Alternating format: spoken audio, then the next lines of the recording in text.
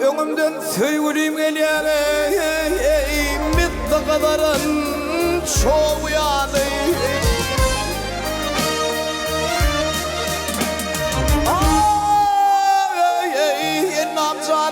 Namcanı ne diyeceğim mi beti bir sen bağlayadı.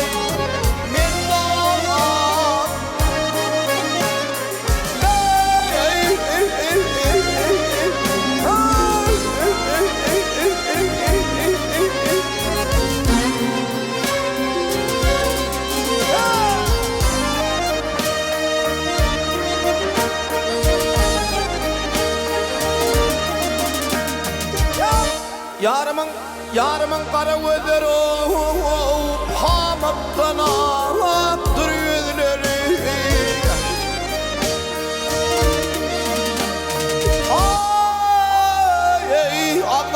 Ağzından çıkan sözler canımı senin yağlayadı.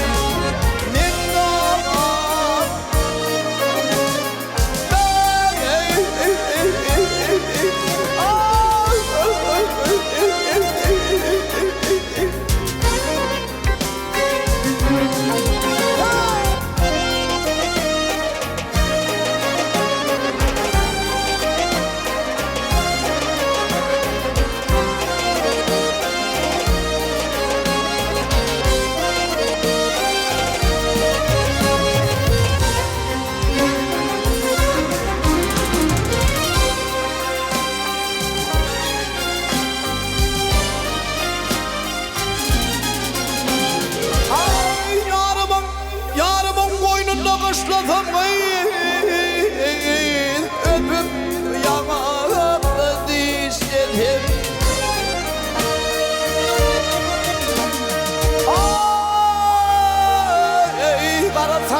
Kara saçlarım ulaşladım. Millet sarmasın var yani.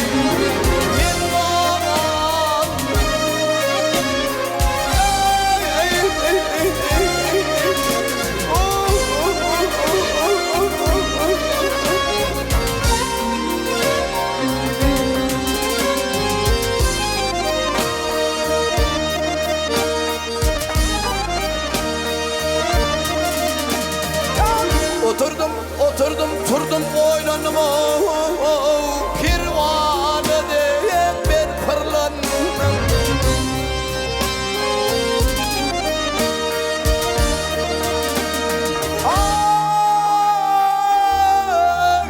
Kemme kederimden, ay bazı kederimden saylanım. Tibi bir duşun salyanı.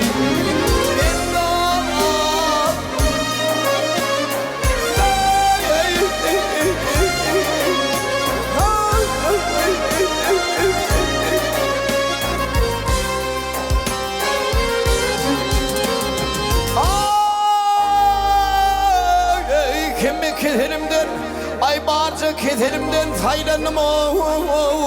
Gibi bir duşun sağ ya.